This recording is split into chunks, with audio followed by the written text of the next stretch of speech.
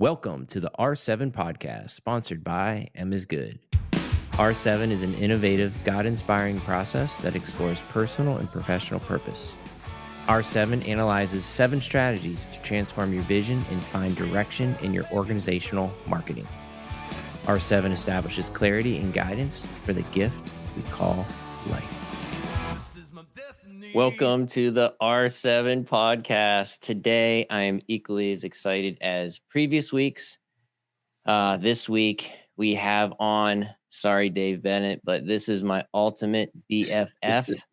I've got on Ron Kuhl from the Hockey Hut. I've got Dave Bennett as my sidekick. Let me bring these guys into the podcast. Today, we're going to be talking about messaging again and what it means to maximize athletic development every day. So let's bring Mr. Ron Kuhl and Dave Bennett into the podcast. Welcome, men. Hi, Jonesy. How are you? What's up, man? At least now I know where I stand, Jones. Good Lord. I mean, you decide to kick it off like this. Now I know I'm on platform number 2. I just went down from getting the gold medal to getting the silver medal, man. Well, it is what it is. Sorry about that. Actually, I'm not sorry at all. I'm a Flyers fan. I'm used to disappointment. It's fine. Yeah. And Ronnie's a Islanders fan, so you guys have a lot to be disgruntled about. Absolutely. Actually, we're starting to play well. So yeah. I'm proud of what Torts has done this year, so I'll take him all day. Yeah, he's got to sit a few out though, doesn't he? He does. He got a little too upset the other night. And the owner, I don't know if you read this, but the owner's response was, he did that the way he should have done it, and I can't wait to pay the fine for him. And I was like, dang, okay. All right. It's good to know when management has your back. I know. That slap on the wrist ain't much of a slap. So let's get into it. Let's talk about today we're talking about the messaging side of R7. Ron has been through R7 many years ago, and we basically, rolled out the vision of maximizing athletic development every day. We're going to talk about what that means to you, Ron, after years of going through that exercise, that process of R7. We're also going to talk about, your brand promise of becoming a better athlete in every session, and how these words, I don't even really words now, it's probably more like a culture, how this culture has defined your business. Now, what I really love about this podcast is that, we've got guests from all over the world. Dave Bennett is in Florida. Ron is up in Albany, New York. He is the founder and president and current general manager, I guess you could say, of the Hockey Hut. He is also in you ready for this, Dave Bennett? You didn't know this. Ronnie Kuhl is in the New York State Hockey Hall of Fame. He was inducted last year. Why don't you talk about that, Ron, first? I mean, that's like, super cool. Yeah, that was a very nice honor. I was able to, go into the New York State Hockey Hall of Fame. I was just super humbled by it. There were a lot of great people there that night. I got to go in with a dear friend of mine, Pierre LeBlanc and Chris Fess, along with, some really big names. Buzz Snyder from the 1980 Olympic hockey team was inducted, Barry Melrose, to name a couple. Wow. And, to be around that kind of company is super humbling. The instructional work and the coaching that, I've done over my 30-year career, it was nice to be honored for that. There were a lot of wonderful people there, and it was really cool though to share the evening with my whole family was there, but to share it with Pierre and Chris was really cool, and really special. That's amazing, man. Congratulations. I can't imagine how jacked you must have been when you found out you were going to get inducted. Yeah, it was kind of unique. I was actually at a rink one day just watching a game that some of our clients were in, and I was just kind of over there hanging out. I got a little tap on the shoulder from Rennie LaRue, who, runs the New York State Hockey Hall of Fame, baseball, basketball, and football Hall of Fame. And he introduced himself and he said, "Hey, I'd like to, congratulate you. You were nominated and accepted, and you'll be part of the class of, 2023. And it was it was cool. It was So cool.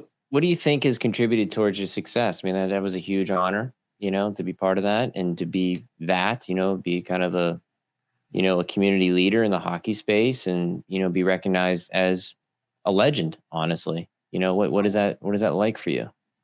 Yeah, I think it's like the phases of life, right? The cycles of life, and I think what contributed to it, or where I started. I mean, I had no idea what I was doing in my 20s. None of us do, really, right? But I just kind of just connecting with great people and great coaches, people that knew more than me, and just was able to kind of take what they were willing to share, the wisdom that they were willing to share, but then kind of turn it into my own, as a coach. And then and then from the instructional world, the instructional hockey instruction world, I was able to just continue to pour into kids and learn a little bit more, every day I was on the ice. And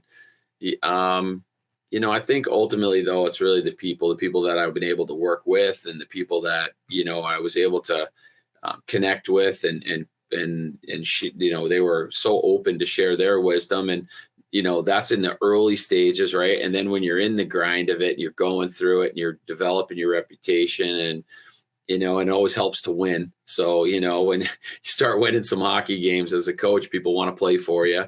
When players that were training with us at the Hockey Hut started to go on and do great things in their careers. And now I'm kind of in that wisdom sharing role. And I still feel like I'm that 25-year-old, but every day I wake up, the mirror tells me something different. And but I find myself in that mentoring role now, in that guidance role, and to be able to be honored for all of that is it's super humbling. But man, there's so many people that people that trusted me to train their kids, and people that trusted me to coach their kids on teams, and the players on the teams trusting me to learn the game the right way and play the right way. And so it's just a massive culmination of good people that kind of got me to this point, and just really humbled by that honor. And to be in that company was really cool. So did you add that into the branding for the Hockey Hut? Now we have, owned by a member of the New York Hockey Hall of Fame, Ron Kuhl. No, I haven't yet. I mean, we did it. There were some nice marketing pieces that went out when I was nominated and honored. But the Hockey Hut, Dave, has really, it used to be go work with Ron, go to the Hockey Hut and work with Ron. But the Hockey Hut now has become a really cool destination, training facility where you can get a range of really qualified trainers. And so it's not just work with one person, right? Tegan Ketchum, she's been with me for 6 years, and she does an amazing job with our highest level clients and then our hockey tots. And she's really, made a name for herself in the instructional, in our community, in the girls market. And my son Cam now has been with me 2 years, and he is just crushing it too. And, and then you can skate with the Justin Geary, who's one of our employees. And, I have certain friends in the community like Pierre will come over and do sessions. So there's, it's a training center, and you can get a range. So I try not to, it's not about Ron Kuhl anymore. I think early on in my life, a lot of it was Ron Kuhl. I was pretty abrasive, just scraping and clawing and driving and grinding. And now it's really become a cool place for people to come and start their hockey journeys, to the point of our, brand promise, maximizing athletic development every day. It's, that will occur when you walk in this door, and it doesn't come from just one person. How much of that messaging has shaped your culture? It was business changing. It changed everything about what we were about as a business. I knew it when we did R7, it was at a really critical stage in my career. And it really changed my thought process and got me thinking more globally about getting on top of my business versus being the business, kind of what I was talking about. People used to come and work with me. Well, it's not a sustainable business model. And so I was in that thought process when we went through R7, and having a definitive way to get to my vision is just so cool. And it's so helpful when, people are walking in the door. We know that we're going to treat them, that our goal is to build long lasting fit relationships with our clients and our families. Well, you don't do that by sitting in the office. You do that by going out and shaking hands and talking to people and finding out what their, what is their why are they here? What do they need to work on? And, just having all of the vision, mission, and brand was just critical and absolutely business changing for us here. One of the things I'm really proud of in working with you and your team is that you were able to take that messaging and drive it into the culture. A lot of times people go through R7 and it just sits there on a piece of paper. And, if you have the awesome pleasure of going to the hockey hut, you can see you've got it everywhere, man. I didn't know you could make a banners though that big, honestly. Yeah. They're just everywhere. It's so cool. Yeah. Yeah. Well, we want people to when you can say it to people. You can go through R7 and you can put it on paper, but it's no good in your back pocket. Mm-hmm. Live bold, right? Look, I am telling you that we promise to execute with a focused intensity, right? So it's right there on the wall. So if I walk out and I look at my instructors and they're, leaning on their stick like a shepherd, that's not focused intensity. That's not what we need. And so when we go through our meetings every week, we talk about our vision, mission, and brand. It's right up front for us because we have it so boldly, and proudly into our market that it holds us accountable. Yeah, Ron, you'll probably like this. This is something Dave and I talked about a couple episodes ago. It's this whole kind of catchy phrase, is what's hanging on the wall happening down the hall. And that's exactly what you're talking about is, invest in your brand, understand your brand promise, know what your vision, mission are, and then put it out there and make it come to life. So have you ever run into challenges or issues with the staff where maybe they didn't grab it as much as you wanted them to, and you really had to try to get after them and be like, this is actually who we are? And if so, how have you handled that?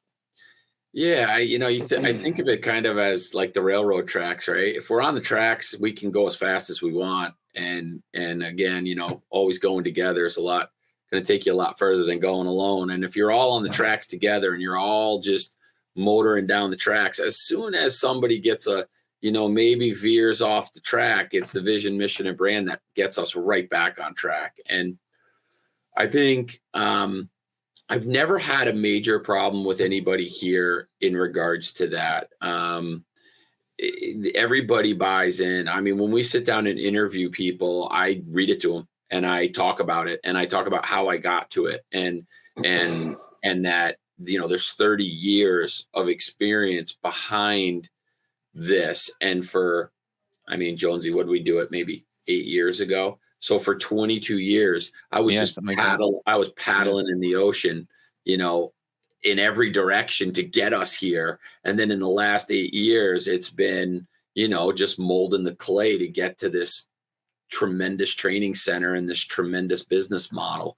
And everybody that works here seems to respect that. So I haven't had any major problems with it, but you can see when people are, veering off track a little bit, you just give them a nudge. Hey, what does that mission say? I have it right here in front of me on the window in my office. It's outside on the wall in the lobby. There's a 25 by 25 foot banner that hangs on in the rink, and it reads the vision, mission, and brand. So, it's all around. And so everybody buys in pretty much. Yeah. I love that because I know for me, I've used the vision in such a way when you're having those coaching conversations with your staff, where I'll be like, look, I let the vision be the bad guy all day long. This is our vision and this is our mission. And this is what we're trying to do. Then I don't understand why you're doing something different. It doesn't fit. You know what I mean? Right. Where it's not where you got to be the bad guy. You let that clarity in your organization kind of, get people back on track and focused again. That's it. If I see an instructor going out that I know is new, or, they're a rookie, we go through a training process with them, and I know they're going out on the ice and they don't have a plan with them. I ask them, I say, what does that say right there? And they say, well, we promise to execute with focused intensity. We promise to be prepared every session. Do you have a plan? Are you prepared?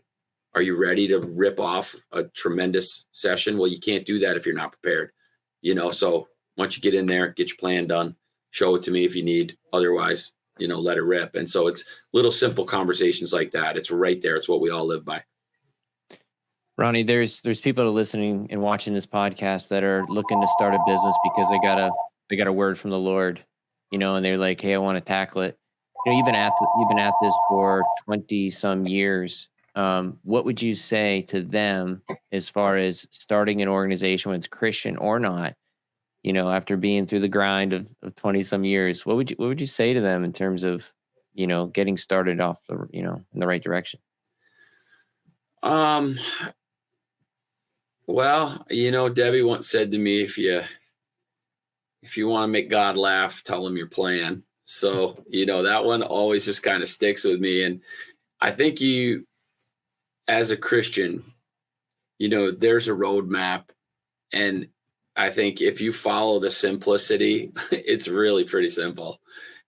And then you find your passion and just kind of let Jesus guide you. I think the sky's the limit. You just let it rip. And every day there's, I have a 2-mile drive to work. It's a super easy down a country road. I love music. I'm always listening to the message. Right. And it's hilarious. Like, God talks to me through humor, through music. Like, if something's going on, you have to pay attention to that. And then when you get to work, why can't you apply that same type of relationship with the Lord through your vision, mission, brand, through, who you are and what God has just gifted you with. And it took me a long time to figure out that, man, God gave me this gift. And when you don't have like a vision, mission, and brand, you're not sure what your vision is. Well, then how do you really execute your gifts? How do you really drive your gifts home? And I think, that's what you really showed me, Dave, when you said, well, what's your vision? I was like, what do you mean? Well, you're really good at this, but what's your vision? Well, where do you want to be? What do you want to be when you grow up? So kind of a statement. And I think that's super important. The hockey community that's really good, Ron. That's incredible, actually. The hockey community, just like any other community in the world, you're living your life through the hockey world. What are the biggest concerns about, side of the dysfunctional side, because I think every, organization has a bit of dysfunction to it. And how do you navigate through that and keep your vision in front of you? Yeah. We kind of are in a parallel lane with youth hockey because, youth hockey it's for the most part, and it's changing. The landscape's changing some, but it's volunteers, right? And none of this happens without volunteers. None of this happens without that guy who loves hockey, that maybe he's never, played, but maybe he's never coached, and he wants to help out, and he's going to coach a team, right? And and there's organizations that are being run by moms and dads that just want to do well by their own child and by the community's kids. And so we're here to service them. And I think that it's not one and the same, if that makes any sense. And our goal is to take me personally, Ron Kuhl, what I've been trying to do in this mentor role in this phase of my life is try to bestow some of that wisdom onto those people, those volunteers, whether it's the coach. Hey, coach, how can I help you? Like, I'm trying to be proactive to coaches versus when I was a young guy, I had to chase after coaches, right? And I'm trying to be proactive to help grow the game in that fashion. The dysfunction of youth sports, for sure, it breaks your heart, right? I mean, it does. There's people that do things for the wrong reasons. Everybody will tell you they're in it for the right reasons, but they're not. And this business in particular, and in my role, there have been the naysayers to the hockey hut, naysayers to Ron Kuhl. Oh, he's just in it for the dollar. He's just in it for the buck. Look, we don't live in a mansion. I'm not driving a Mercedes. we are here to service the community as a business, but I'm also here to mentor and pass on that wisdom to some of that dysfunctionality. And, you've taught me some really cool sayings, and, the halt, right? Don't talk to me after a game until if you're hungry, angry, lonely, or tired. I love the statement I pass on to everybody that I meet. Don't be judgmental on your kid. Don't put the 5 people that are influencing your child's life in conflict. Look at that boy, and whether he played good, bad, doesn't matter. Just tell him you love him. Tell him you love watching him play. And where do you want to go get a donut? Where do you want to go get an ice cream? Let's go, man. That was so much fun to watch you. Just those are the little nuggets that I try to pass on to the community to put the fire out of some of that dysfunction. So what I hear you saying is there's dysfunction, just like in all of our lives, no matter what industry you're in, and you just got to push through in a visionary kind of way, and provide a visual for the future, and that's how you persevere through it. Because I think you and I over the years, man, we've been caught in some mud, and we've dragged ourselves through that. And I think Dave, you have too. With your son playing soccer. It's the same kind of parental dysfunction that's out there, and coaching volunteers and whatnot. And it's a struggle, man. There's no doubt it's a struggle bus out there, and trying to stay true. I know personally, I've got into situations where, I'm coaching out on the ice, and my assistant coach is in the lobby just shredding me, going to away games, and the assistant coach goes and drinks with all the parents in the lobby while I'm upstairs sleeping, and just shredding me. And I wake up and get in the rink in the morning, and everybody hates me, and I don't even know why. Yeah.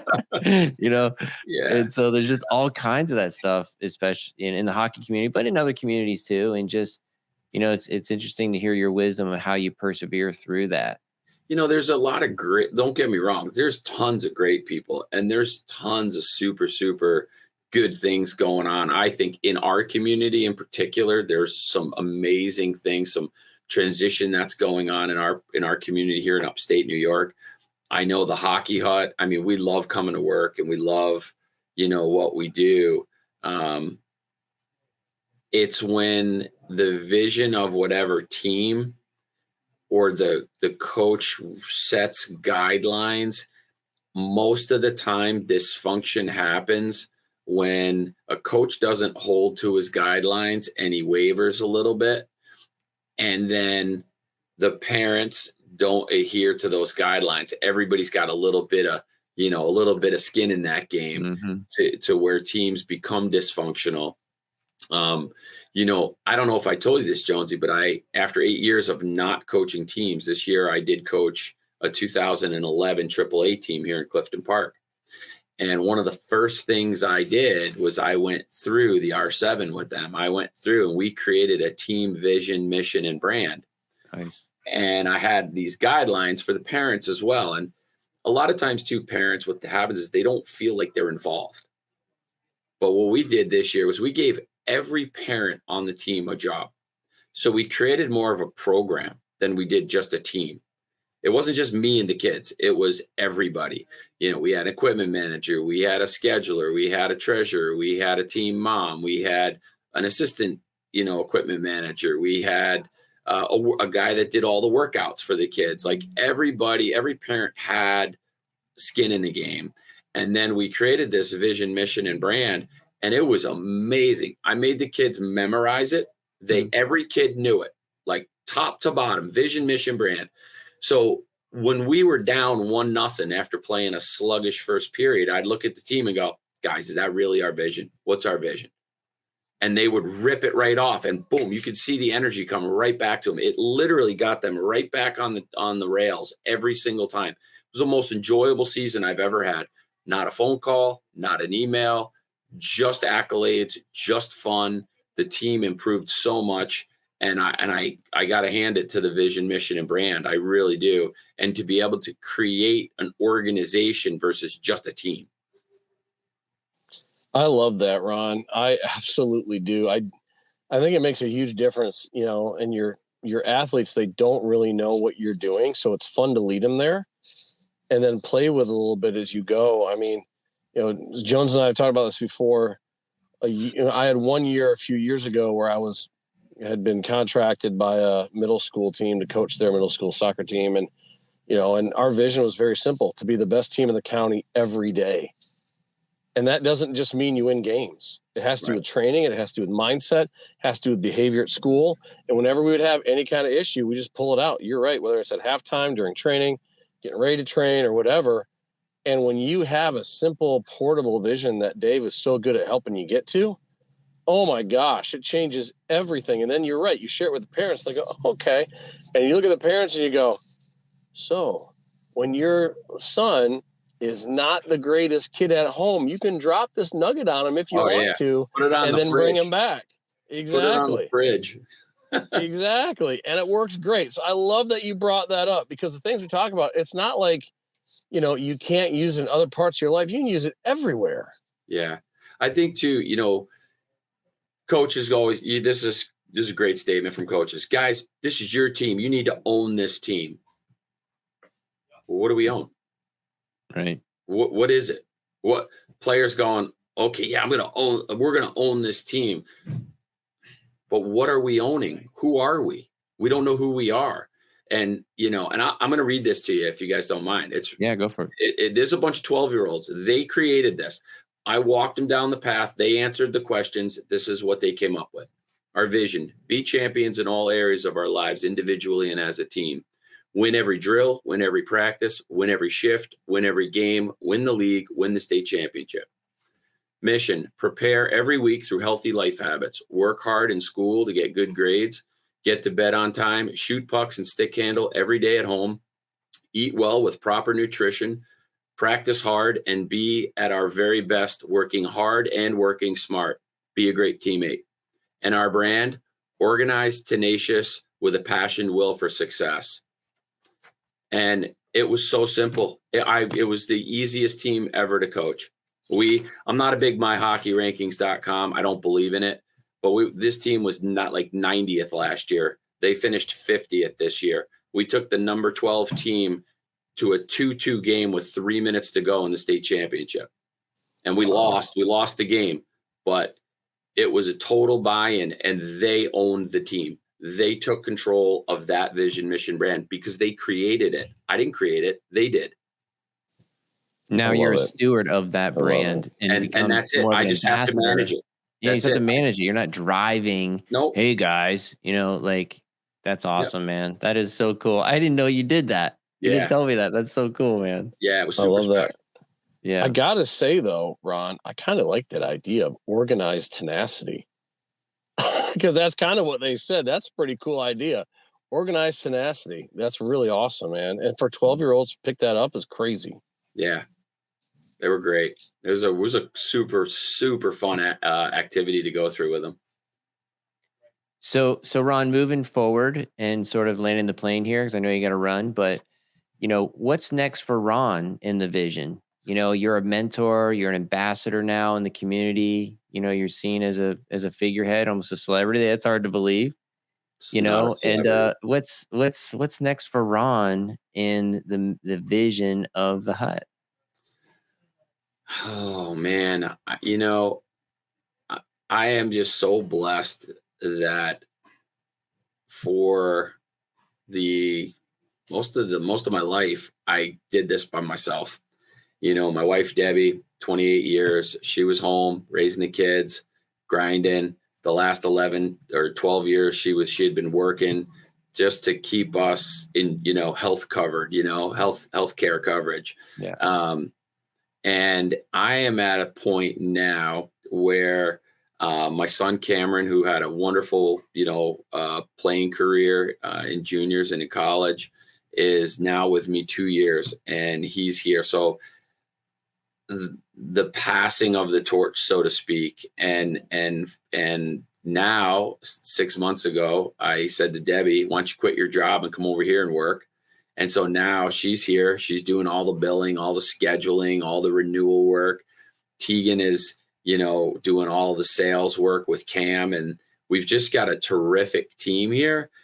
And I'm just overseeing it. I'm breathing for the first time in, 30 years. I got a little oxygen. I'm able to look at other opportunities now, and we're looking at expanding back to where I started, which was creating location camps.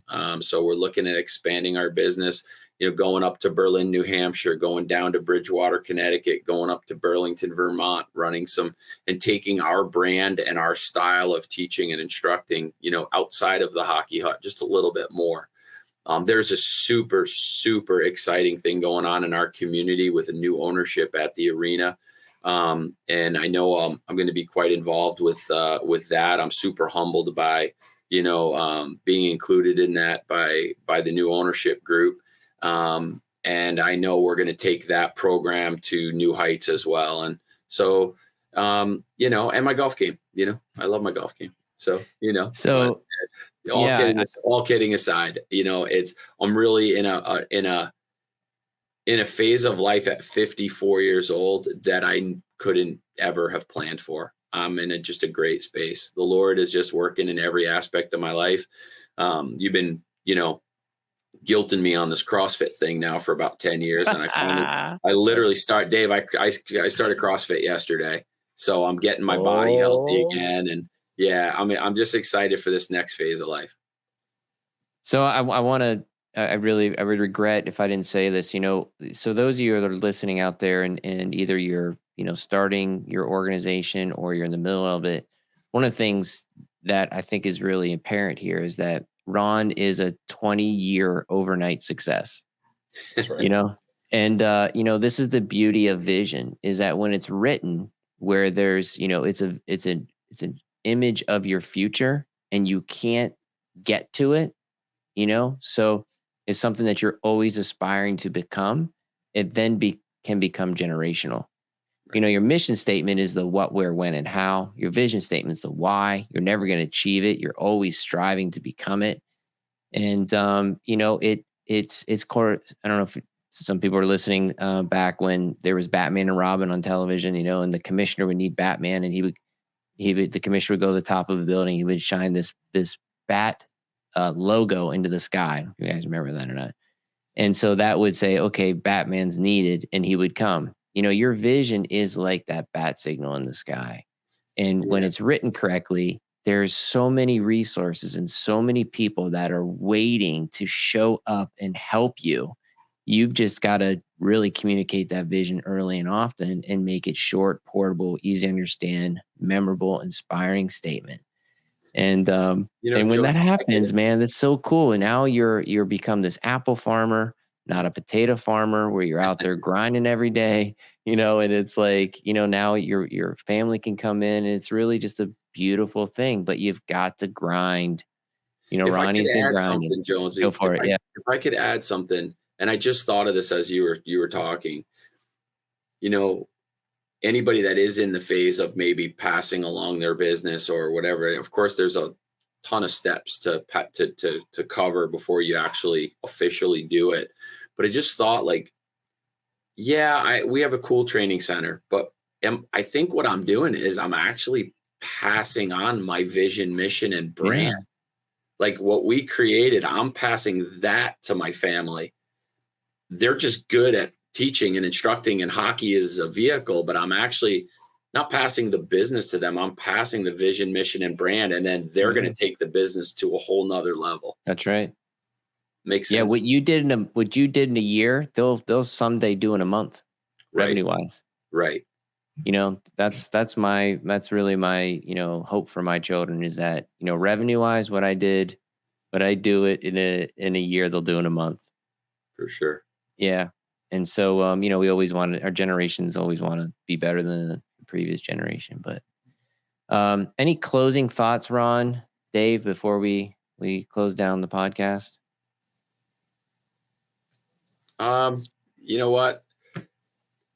I appreciate being on here. I love talking about it. It even gets me thinking about new things that we need to take in a direction. And just to share with anybody out there, I would say that if you are a business owner looking to pass it, figure out what your vision, mission, brand is. Past that. The business is always going to be the business, but it's nothing without a vision, mission, and brand. And just let God be God and just let him steer you, pay attention to the details of God, and, it'll work itself out. He'll take you on a ride.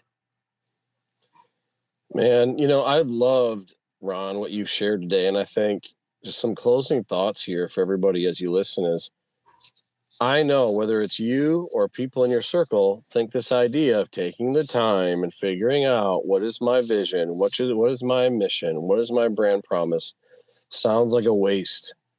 But it's not. You need that organizational clarity. And then you've got to then grab onto it with both hands and say it till you can say it in your sleep. Drive it through your organization. Make it become part of the DNA. Make it become part of the culture.